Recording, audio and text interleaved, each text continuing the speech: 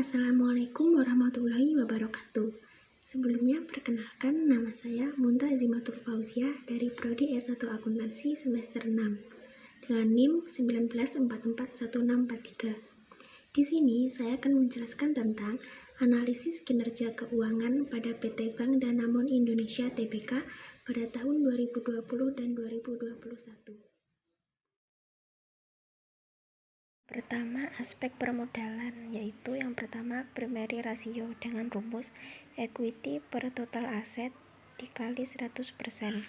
Tahun 2020 sebesar Rp40.575.499 dibagi Rp200.890.068 dikali 100% sama dengan 21,69%.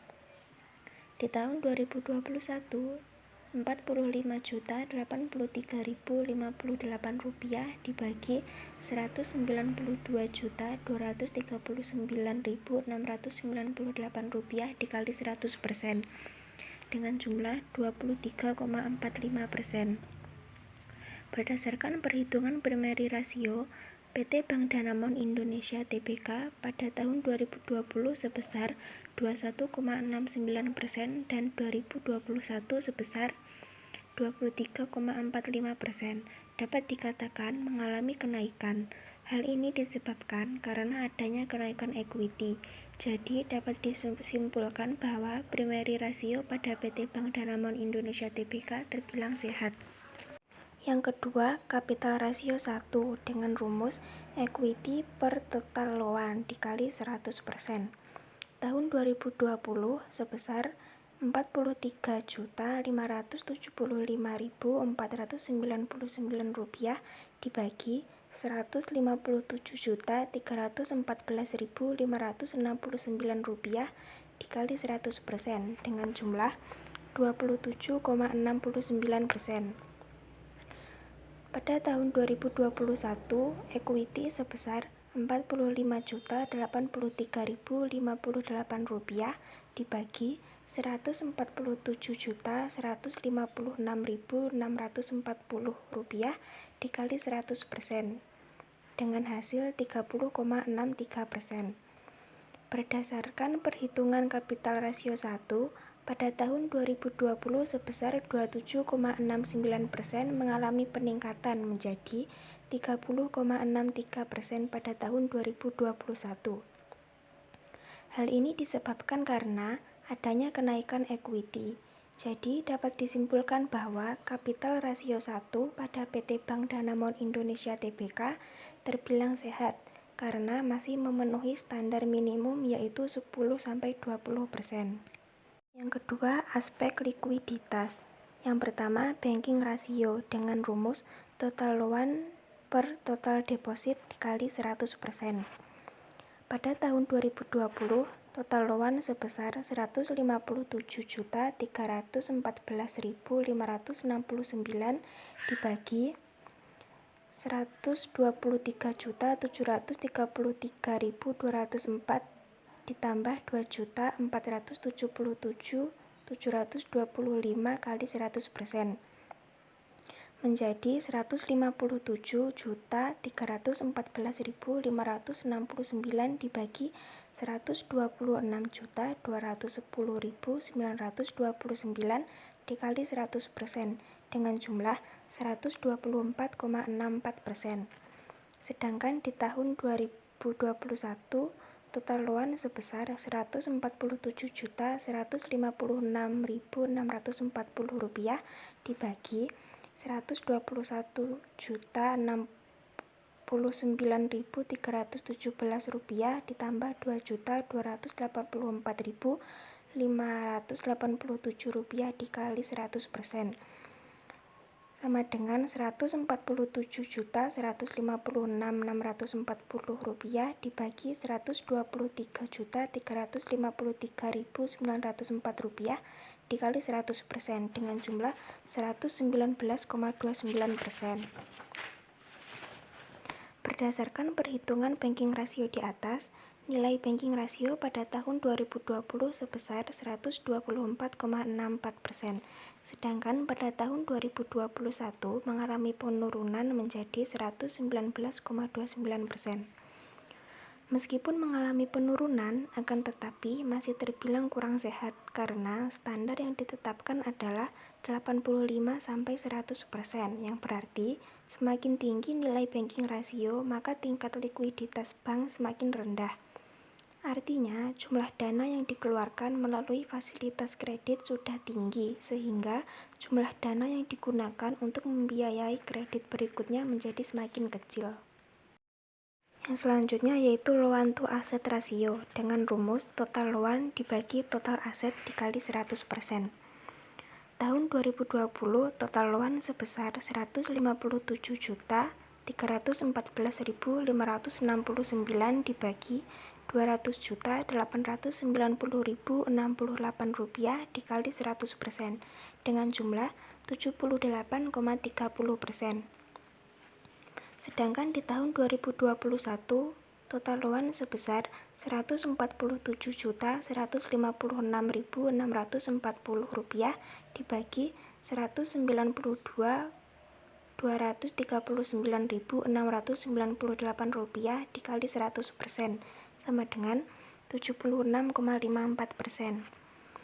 Berdasarkan perhitungan loan to asset ratio pada PT Bank Danamon Indonesia Tbk di atas, mengalami penurunan dari tahun 2020 sebesar 78,30% menjadi 76,54% pada tahun 2021.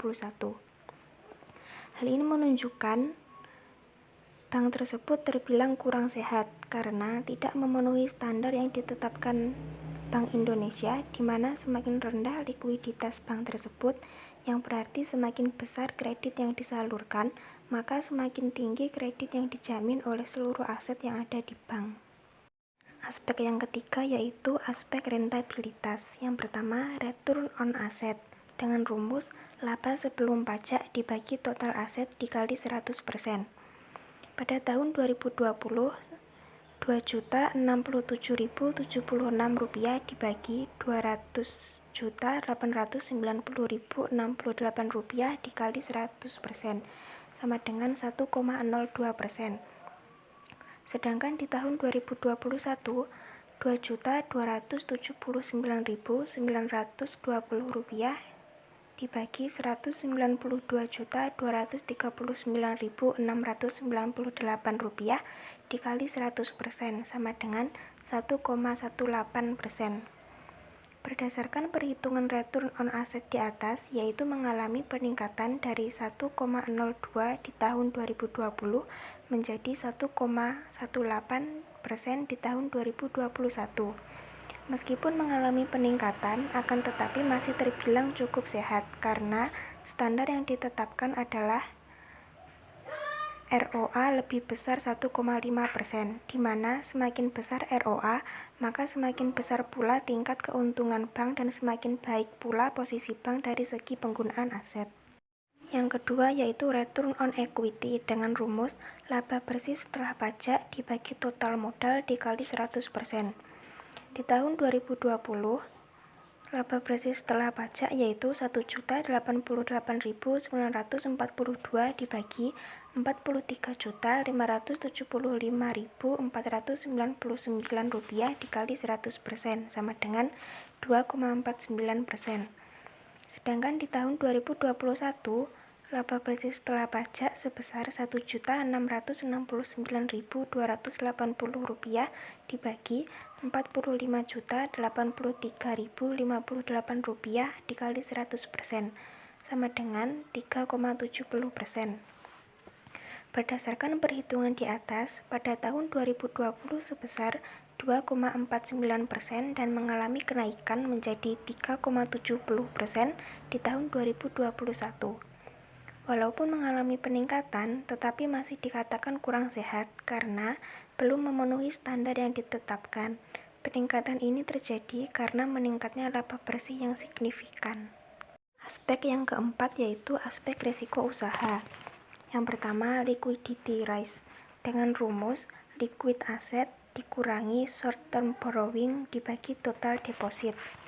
Di tahun 2020 sebesar Rp61.015.338 dikurangi Rp8.952.442 dibagi Rp126.210.929 dikali 100% dengan jumlah 41,25%. Sedangkan di tahun 2021 yaitu Rp59.686.254 dikurangi Rp4.275.546 dibagi Rp123.353.904 dikali 100% dengan jumlah 44,92%. Berdasarkan perhitungan liquidity rise di atas, PT Bank Danamon Indonesia Tbk mengalami peningkatan yang tadinya 41,25% di tahun 2020 menjadi 44,92% di tahun 2021. Peningkatan tersebut terjadi karena liquid asset dan short term borrowing mengalami penurunan. Liquidity rise pada bank ini menunjukkan bahwa mampu menyediakan alat-alat liquid. Rumus yang kedua yaitu asset rise dengan rumus equity dibagi total aset dikurangi cash dikurangi securities dikali 100%. Tahun 2020 sebesar Rp40.575.499 dibagi Rp200.890.608 dikurangi Rp9.442.712 dikurangi Rp16.827.530 dikali 100% dengan jumlah 20,92%. Sedangkan di tahun 2021 Rp45.083.058 dibagi Rp190.239.698 dikurangi Rp8.828.792 dikurangi Rp8.842.040 dikali 100% dengan jumlah 23,45%. Berdasarkan perhitungan aset rise pada PT Bank Danamon Indonesia Tbk di atas, yaitu mengalami peningkatan di tahun 2020 sebesar 20,92% menjadi 23,45% di tahun 2021. Kenaikan tersebut terjadi karena disebabkan kenaikan pada equity yang signifikan. Aspek yang terakhir yaitu aspek efisiensi usaha. Yang pertama, leverage multiplier dengan rumus total aset dibagi total kapital. Tahun 2020 sebesar Rp200.890.068 dibagi Rp132.685.646 sama dengan 1,5. Sedangkan di tahun 2021 sebesar Rp195.239.698 dibagi Rp125.344.863 sama dengan 1,5. Berdasarkan perhitungan leverage multiplier di atas, yaitu tidak mengalami perubahan baik di tahun 2020 ataupun 2021, yakni masih di angka 1,5. Yang terakhir yaitu cost of fund dengan rumus interest paid dibagi total fund dikali 100%. Tahun 2020 sebesar Rp6.363.892 dibagi Rp16.827.530 dikali 100% dengan jumlah 37,81%. Sedangkan di tahun 2021 sebesar Rp4.1.782 dibagi Rp8.842.040 dikali 100% dengan jumlah 45,25%. Berdasarkan perhitungan cost of fund PT Bank Danamon Indonesia Tbk pada tahun 2020 sebesar 37,81% menjadi 45,25% di tahun 2021. Peningkatan tersebut disebabkan karena menurunnya interest paid dan juga total fund. Sekian penjelasan yang dapat saya sampaikan. Bila ada kurang lebihnya, saya mohon maaf. Assalamualaikum warahmatullahi wabarakatuh.